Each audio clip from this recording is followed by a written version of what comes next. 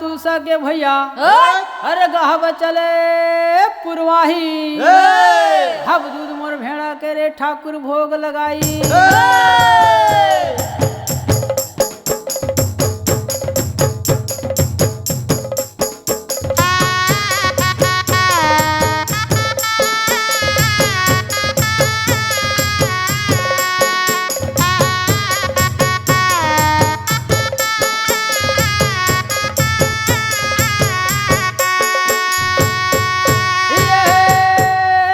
ठाकुर जोहार लाए ने भैया